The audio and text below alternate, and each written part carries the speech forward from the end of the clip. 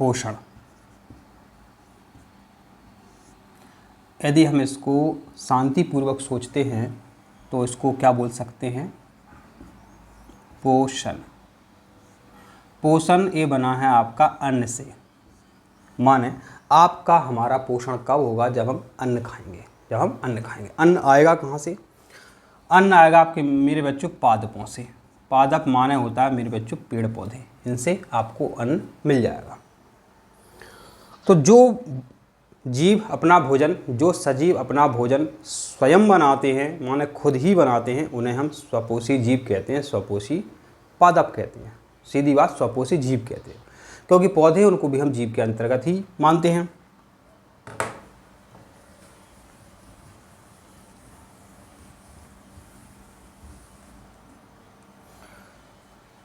तो मेरे बच्चों क्या होता है यहाँ पे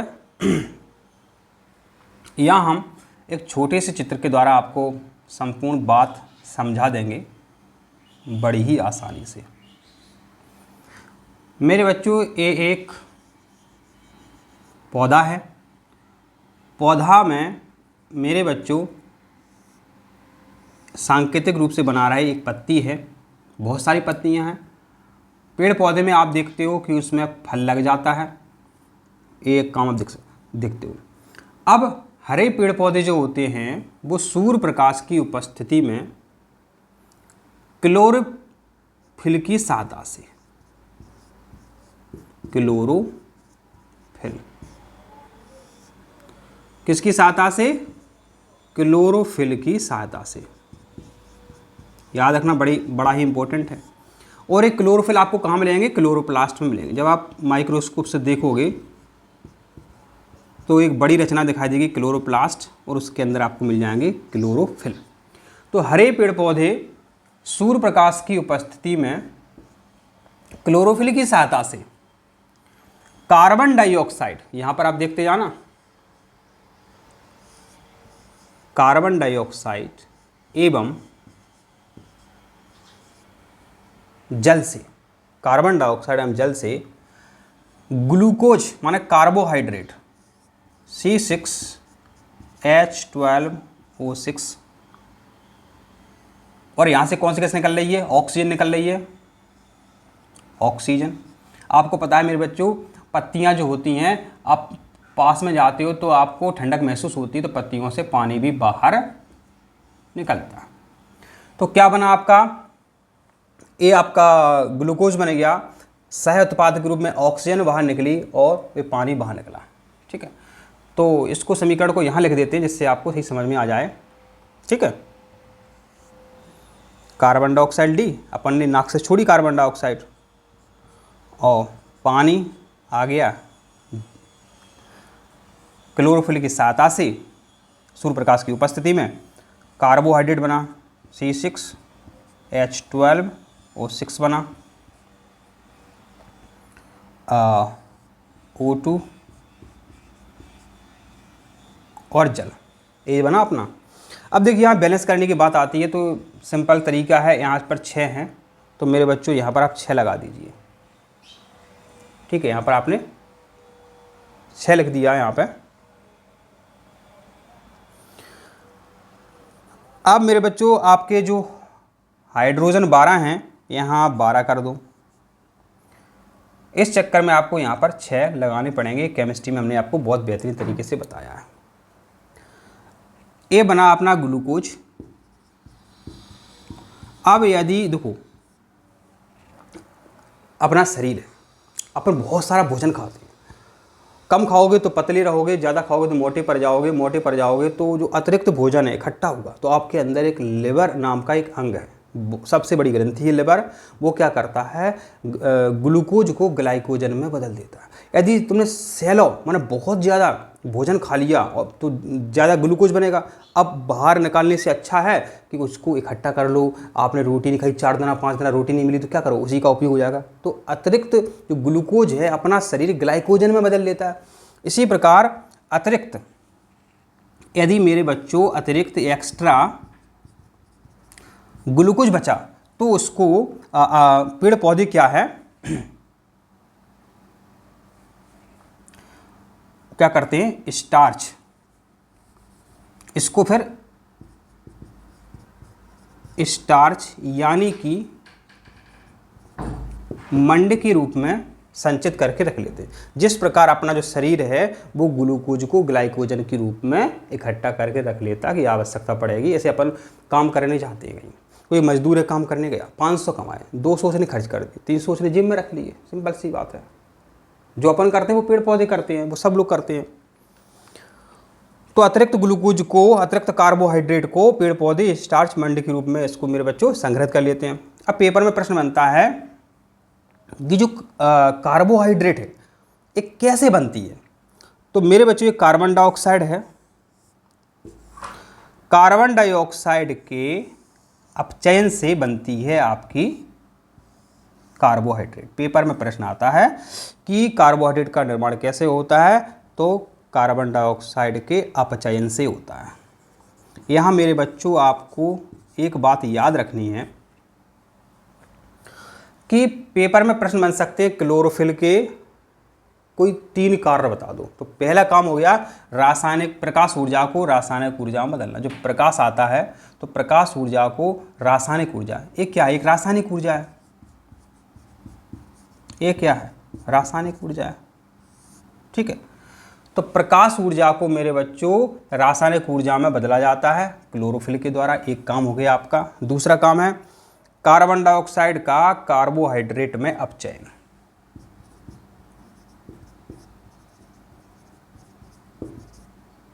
ठीक, दूसरा काम हो गया कार्बन डाइऑक्साइड का कार्बोहाइड्रेट में अपचयन। तीसरा काम है जी अपनी जो ऑक्सीजन है कहाँ से आती है मेरे बच्चों, ये आती है जल से। तो जल में क्या, जल का हाइड्रोजन अलग हो जाता है और ऑक्सीजन अलग हो जाता है, तो ये जो ऑक्सीजन है वो यही ऑक्सीजन है। आप सोच रहे होगे कि पेड़ पौधे सांस लेते हैं कार्बन डाइऑक्साइड, तो ये ऑक्सीजन है, ये वाली ये नहीं है भाई साहब। पेड़ पौधे जो जल ग्रहण करते हैं, जड़ों के द्वारा जो जल ग्रहण करते हैं, उस जल को तोड़ देते हैं हाइड्रोजन में ऑक्सीजन से। तो जो ऑक्सीजन है पानी की, वही ऑक्सीजन पेड़ पौधे बाहर छोड़ते हैं, जिसको आप सांस के द्वारा ग्रहण करते हैं। तो मेरे बच्चों देखो, ये ऐसा प्रश्न आपसे पेपर में कई बार पूछते हैं।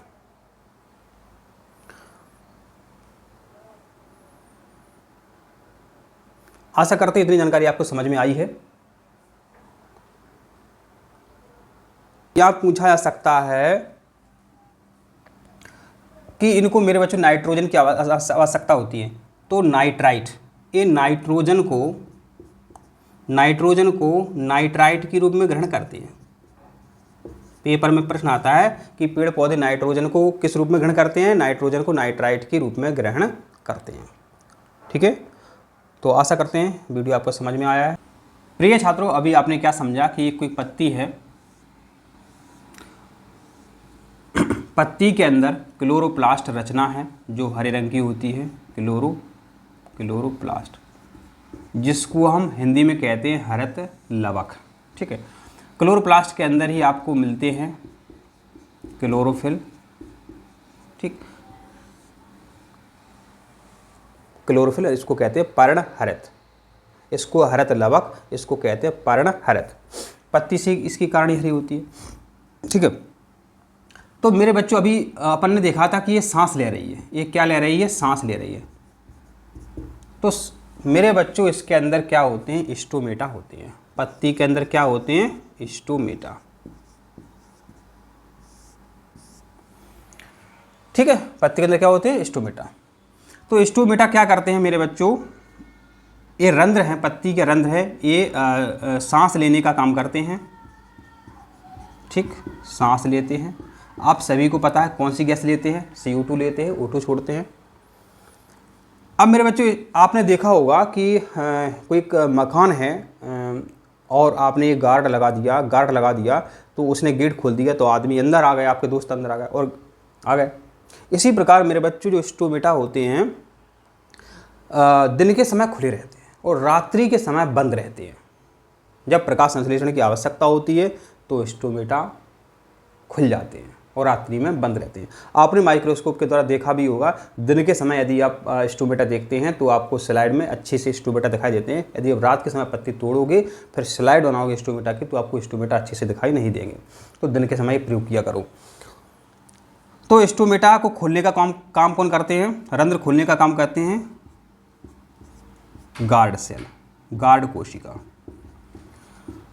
पेपर में प्रश्न आता है कि स्टोमेटा को खोलने और बंद करने का काम कौन सी कोशिकाएं करती हैं? तो गार्ड कोशिकाएं करती हैं। गार्ड ऐसे आपने देखा होगा, सिक्योरिटी गार्ड। तो गार्ड क्या करते हैं? किसी को अंदर जाने देते हैं, गेट खोल दो अंदर चले जाते हैं। इसी प्रकार एक गार्ड कोशिकाएं जो होती हैं पत्तियों में होती हैं। जब एक गार्ड कोशिकाएं क्या करती हैं? पानी को अंदर आने देती हैं, जल को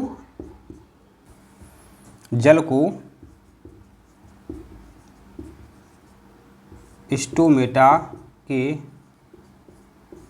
अंदर, जल को स्टोमेटा के अंदर जाने देती हैं। तो क्या है, ये स्टोमेटा जो कोशिकाएं हैं, स्टोमेटा के रंध्र कब खुल जाते हैं? जब गार्ड कोशिकाएं फूल जाती हैं, जब गार्ड कोशिकाएं फूल जाती हैं। प्रिय छात्रों, और जो गैसों का आदान प्रदान है, जो गैसों का आदान प्रदान है, एक तो पत्ती हुई आपकी, पत्ती, जड़ और तना। तो पौधे की पत्ती, जड़, तना से क्या होता है? आदान प्रदान होता है गैसों का, गैस का आदान प्रदान होता है। ठीक है। और मेरे बच्चों, जब प्रकाश संश्लेषण नहीं करना होता है तो गार्ड कोशिकाएं जो हैं सिकुड़ जाती हैं और स्टोमेटा के रंध्र बंद हो जाते हैं। ठीक है। एक पेपर में प्रश्न आता है आपका कि कब स्टोमेटा खुलते हैं, कब स्टोमेटा बंद होते हैं। तो आशा करते हैं मेरे बच्चों आपको समझ में आ गया होगा। तो पेड़ पौधे कौन सी गैस छोड़ते हैं? ऑक्सीजन गैस छोड़ते हैं। इसके साथ जलवाष्प भी जल बाहर निकलता है। ठीक है। तो ये भी परीक्षा में प्रश्न आपसे बनता है। अब बात यह है कि जो पोषण की विधियां हैं, पोषण की जो युक्तियां हैं, पोषण के जो प्रकार हैं, अलग अलग प्रकार से ही हैं। कोई भोजन दौड़ करके पकड़ता है, शेर है वो दौड़ के जाता है और हिरण को खा लेता है। ठीक है। हिरण घास को कैसे खाती है? घास तो भागती नहीं है, बड़े आराम से आती है, घास को खा लेती है। तो अलग अलग प्रकार की मेरे बच्चों प्रक्रियाएं हैं, विधियां, युक्तियां। तो विषमपोषी पोषण, इसलिए इसका नाम है विषमपोषी। विषम माना होता है भिन्न, माना अलग अलग। ठीक, ये आप जानते हैं, अलग अलग प्रकार से पोषण। ठीक, अलग अलग प्रकार से पोषण। कुछ अपन जान लेते हैं। कुछ ऐसे जीव होते हैं जो भोजन का बाहर ही विघटन कर लेते हैं। भोजन का बाह्य विघटन माने जो भोजन है इसका बाहर ही विघटन कर लेते हैं, बस पोषण का काम रहा। जैसे अपन ने खाना खाया मेरे बच्चों, उसका ग्लूकोज नहीं बनेगा जब तक अपने अंदर पोषण उसको देगा ही नहीं ग्लूकोज। तो कुछ ऐसे जीव हैं जो भोजन का बाहर ही विघटन कर लेते हैं, उसके बाद उसको अवशोषित कर लेते हैं। ऐसे जीवों के नाम आपसे पेपर में पूछे जाते हैं। तो बहुत ही सरल है, बता देते हैं आपको।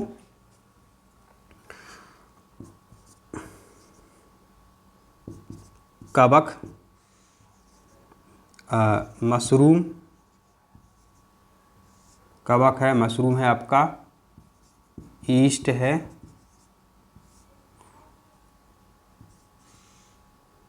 फफूंद है। देखो, जब भोजन बनता है तो ईंधन की आवश्यकता पड़ती है। अपने शरीर के अंदर जब कोशिकाएं हैं अपन को ऊर्जा दे रही हैं, तो उनको ग्लूकोज मिल रहा है, ईंधन जल रहा है, घर में गैस जलती है, तब भोजन बनता है। तो जब इनने भोजन जो है, भोजन का विघटन बाहर कर दिया तो कमई ईंधन की आवश्यकता पड़ी, कमई ईंधन की आवश्यकता पड़ी। तो कमई ईंधन इनने फूंका, क्योंकि भोजन का बाहर ही इनने विघटन कर दिया। ठीक, कोई आलू उबाल करके पहले ही सीला है, अब घर में वो बनाए तो तुरंत आलू बन जाएंगे। तो कमई ईंधन फूंकना पड़ेगा। तो का से कबक, मा से मशरूम, ई से ईंट। कमई ईंधन फूकना पड़ेगा क्योंकि भोजन का बाहर विघटन इनने कर दिया। ठीक है, ये आपने याद कर लिया। अब पेपर में कभी कभी प्रश्न बन जाता है कि जो अमीबा है, अमीबा भोजन को कैसे ग्रहण करते हैं। तो अमीबा में अंगुली नुमा प्रवर्ध होते हैं। अब कैसे याद रखेंगे आप, देखो अमीबा, आ से अमीबा, आ से अंगुली, तो अंगुली नुमा इसमें रचनाएं बन जाती हैं, अंगुली नुमा रचनाएं बन जाती हैं। तो इन रचनाओं से अमीबा अपना भोजन प्राप्त करता है। यह अंगुली नुमा रचना जो हैं खाद्य रिक्तिकाएँ बनाती हैं। क्या बनाती हैं? खाद्य रिक्तिकाएँ, जिसको हम वैक्यूल भी कहते हैं, फूड वैक्यूल भी कहते हैं।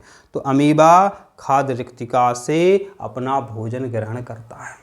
और जो अमीबा है मेरे बच्चों, आप सभी को पता होना चाहिए, एक कोशिकीय जीव है। अब आप कहोगे सर एक कोशिकीय जीव पैरामीशियम भी होता है, बिल्कुल होता है। तो मेरे बच्चों यहाँ हम आपको बता देते हैं एक कोशिकीय जीव जो है आपका पैरामीशियम भी होता है। सही बात है, ठीक है, पैरामीशियम भी एक कोशिकीय जीव है। तो पैरामीशियम अपना भोजन कैसे प्राप्त करता है, किन रचनाओं से प्राप्त करता है? पैरामीशियम भोजन प्राप्त करता है सीलिया रचनाओं से। यह सीलिया रचनाएं जो हैं पक्षमाभ गति करती हैं, सीलिया रचनाएं पक्षमाभ गति करती हैं और इससे भोजन जो है इसके पास पहुंच जाता है। और इसकी जो कोशिकाएं होती हैं शरीर की, तो विसरण के द्वारा भोजन पैरामीशियम और अमीबा को प्राप्त होता है। विसरण, कोशिका की शरीर की सतह से विसरण के द्वारा भोजन अमीबा और पैरामीशियम में पहुंच जाता है। पैरामीशियम आजाद आपको सीलिया याद रखना है और पक्षमाभ गति आपको मेरे बच्चों यहाँ पे याद रखना है।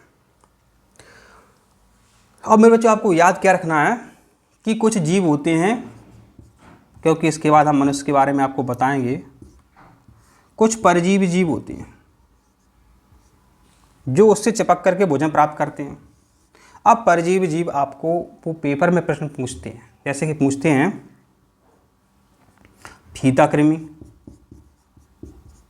ठीक है, फीता कृमि, जुआ, जू होते हैं बालों में होते हैं, उनको जुआ बोल दो या जू बोल दो, फीता कृमि, जुआ, किल्ली बोलो या किनली बोलो, किल्ली आपने सुना है? किल्ली जो कुत्ता होते हैं या भैंसें होती हैं, जानवर होते हैं, उनके सही में किल्ली मिलेगी आपको। अपने मम्मी पापा से पूछना किल्ली, लेकिन किताब में लिखा है किनली, एक ही चीज़ है। तो फीता कृमि, जुआ, किल्ली, एक और है लीच माने जोंक, और एक है आपका अमरबेल। ये याद रखने। अब याद कैसे रखोगे, भूल जाओगे, हजारों लाखों उदाहरण। तो मेरे बच्चों आपको अमरबेल शायद याद है। तो अब हमने कहा फिजूल की बातें छोड़ दो, अमरबेल याद रखो, बस आपका पेपर में काम हो जाएगा। क्या कहा हमने?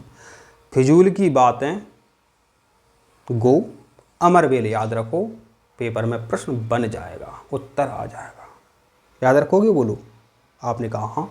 देखो फिजूल की बातें, फी से याद करो फीता कृमि, जू से याद करो जुआ, और ला से लीच, की से किल्ली, अमरबेल याद रखो, अमरबेल। फिजूल की बातें फीता कृमि, जुआ, लीच, किल्ली, अमरबेल। देखिए हमने आपको कितनी बेहतरीन ट्रिक से परजीवी जीव बताए।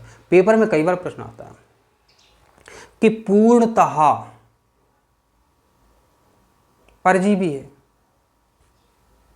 अमरबेल, हमेशा प्रश्न आता ही है। तो मेरे बच्चों विषम पोषी पोषण में ये जीव हमने आपको बता दिए हैं। हाँ, अब हम आपको बताने वाले हैं मनुष्य के बारे में। फिर हम वीडियो समाप्त कर देंगे, पर अगला पार्ट जो आएगा वो आएगा। तो इसको हम साफ करते हैं। चलो हम आपसे एक प्रश्न पूछते हैं, पैरामीशियम में भोजन किस गति के द्वारा पहुंचता है? ठीक, उत्तर देना है। अब पूछें आपसे कि ऐसे जीव का नाम बताओ जो भोजन का विघटन बाहर ही कर लेता है। ऑप्शन में एक आप बता सकते हो, क्योंकि ऑप्शन में इसमें से सिर्फ एक रहेगा और बाकी अन्य नहीं रहेंगे। समझ रहे बात?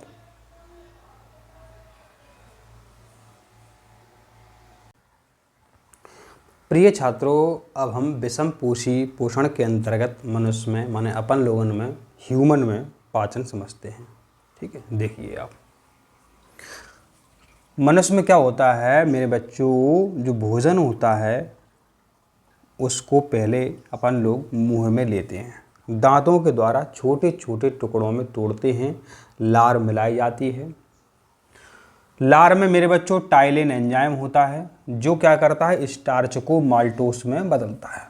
अब देखिए यहाँ पर एक क्या है, जैसा प्रश्न आता है कि एक रोटी का टुकड़ा है, उसको चबाते चबाते हैं तो वो मीठा लगने लगता है, क्योंकि लार में टाइलिन एंजाइम होता है जो स्टार्च को माल्टोस शक्कर में बदल देता है, इसलिए वो टुकड़ा मीठा लगता है। इसी प्रकार मेरे बच्चों लार में लाइसोजाइम नामक एंजाइम भी होता है।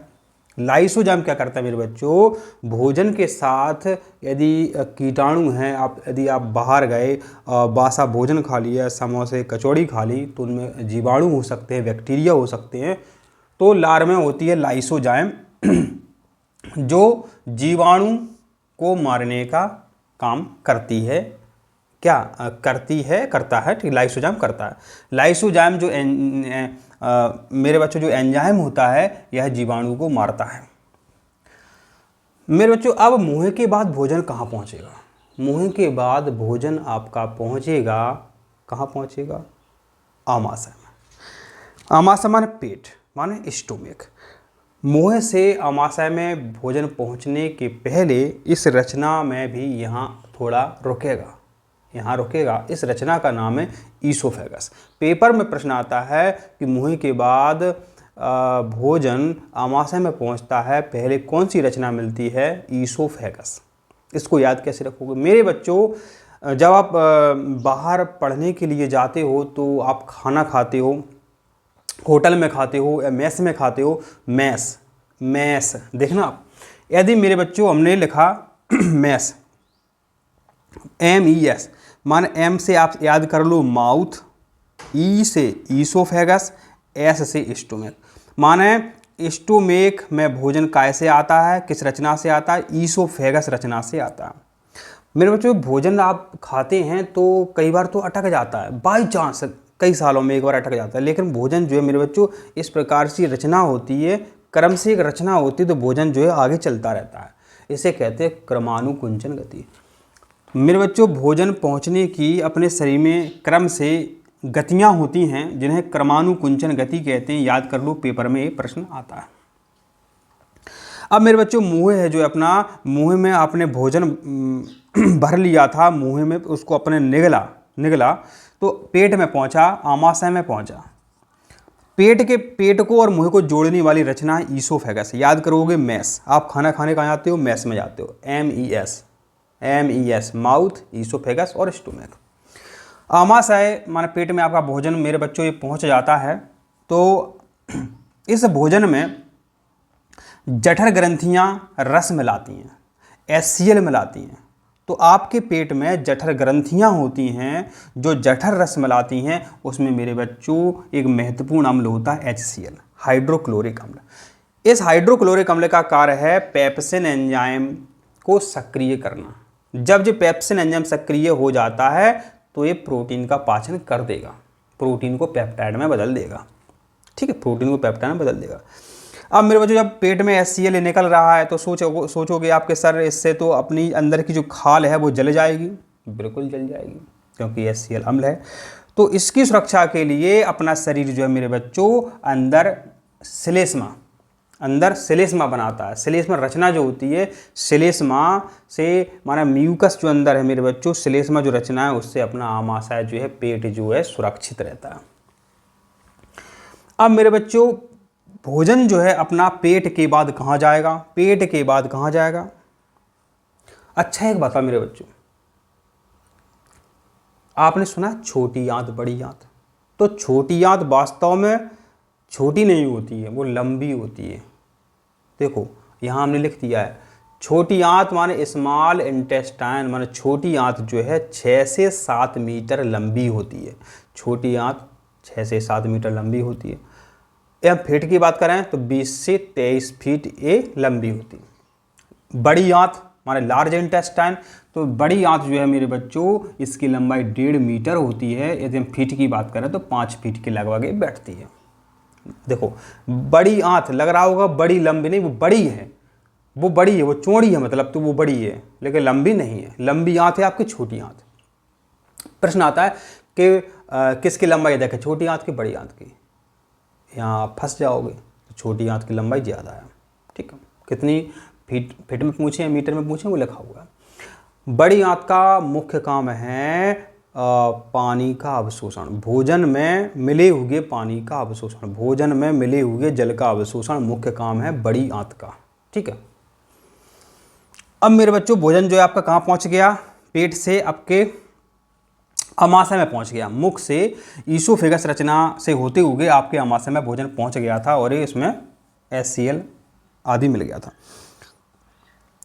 तो मेरे बच्चों आपके जो क्षुदांत्र है, छोटी आंत है, इसमें भोजन का पूरा पाचन हो जाता है। चाहे आपने कार्बोहाइड्रेट खाया, वसा खाई, प्रोटीन खाया आपने, बस विटामिन खाए भोजन के साथ आपने, तो सबका पाचन आपका जो है ये छोटी आंत में ही होता है। तो इसको हम साफ करते तभी समझ में आएगा, क्योंकि यहाँ ये बनेगा नहीं। आपका जो भोजन है छोटी आंत में पहुँच चुका है। कहाँ पहुँच चुका है, छोटी आंत। इसको क्षुदांत्र भी कहते हैं। क्षु माने छोटी आंत, क्षुदांत्र माने स्मॉल इंटेस्टाइन माने छोटी आंत। तो इसमें मेरे बच्चों आपका भोजन पहुंच गया, आपने भोजन खा लिया। इसमें बहुत सारी क्रियाएं होती हैं और पेपर में प्रश्न इससे जरूर बनता है। आप भोजन के साथ आपने क्या क्या खाया हो सकता है, देखिए यहाँ पर आपने कार्बोहाइड्रेट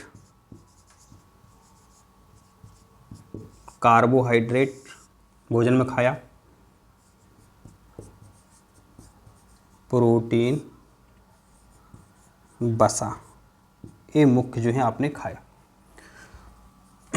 तो पेपर में प्रश्न आता है कि कार्बोहाइड्रेट का मेरे बच्चों पूरा पाचन कहाँ होता है, छोटी आंत में होता है। तो पूरा पाचन जो है आपका कहाँ हो जाता है, ये छोटी आंत में हो जाता है। अब ये प्रोटीन खाइए आपने, प्रोटीन का पाचन मेरे बच्चों इसमें कैसे होगा, तो देखिए प्रोटीन पाचन के बाद बदलती है अमीनो अम्ल में। तो HCl जो जठर ग्रंथियों से मेरे बच्चों HCl निकला था, उससे पेप्सिन एंजाइम सक्रिय हुआ था। तो जो पेप्सिन था आपका, पेप्सिन ने क्या किया था, प्रोटीन को पॉलीपेप्टाइड में बदल दिया था। ठीक है, ये आपको यहाँ पे सीखना है। अब मेरे बच्चों ये वसा है, वसा ना घी है। तो मेरे बच्चों आपके लिवर से पित्त निकलता है। क्या निकलता है, पित्त। लिवर से आपका पित्त निकलता है और ये भोजन को क्षारीय बना देता है। इसको हम अंग्रेजी में कहते हैं बाइल जूस। ठीक, तो लिवर से क्या निकलता है मेरे बच्चों, पित्त निकलता है, माने बाइल जूस कहते हैं इसे। तो ये क्या करता है, जो वसा खाई आपने, घी खाई, ये वसा का एमल्सीकरण करता है। क्या करता है, ये वसा का एमल्सीकरण करता है। अब मेरे बच्चों यहाँ आपको बहुत इंपॉर्टेंट क्या याद रखना है कि लिवर के नीचे एक अंग होता है, उसका नाम है मेरे बच्चों पैनक्रियाज। पैनक्रियाज माने अग्नाशय ग्रंथि। इसका बहुत रोल है आपके भोजन के पाचन में। तो इसमें से जो हार्मोन आदि निकलते हैं वो कौन कौन से होते हैं, ट्रिक से याद कराएंगे, घबराना नहीं, आपको पहले लिख दें हम। Trypsin, lipase, amylase,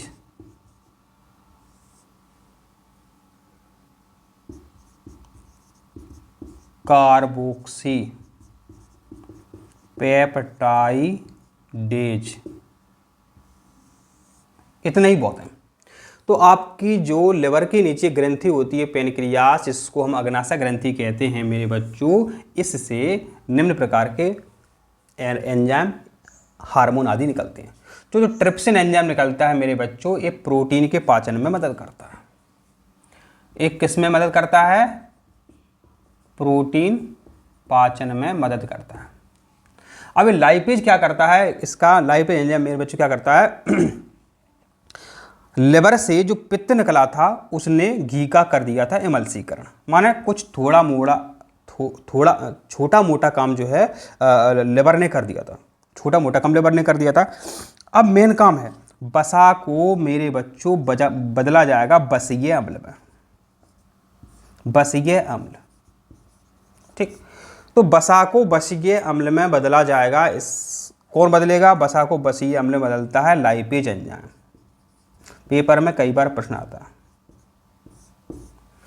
lipase enzyme क्या करता है? लाइपेज एंजाइम वसा को बसीय अम्ल में बदलता है। लाइपेज एंजाइम वसा को बसीय अम्ल में बदलता है मेरे बच्चों। इस पे हमेशा कई बार एक प्रश्न आपका बनता है। अब यहाँ ट्रिप्सिन का बता दिया हमने, इसका ही बता दिया मेरे बच्चों, ये बता दिया आपको, हाँ।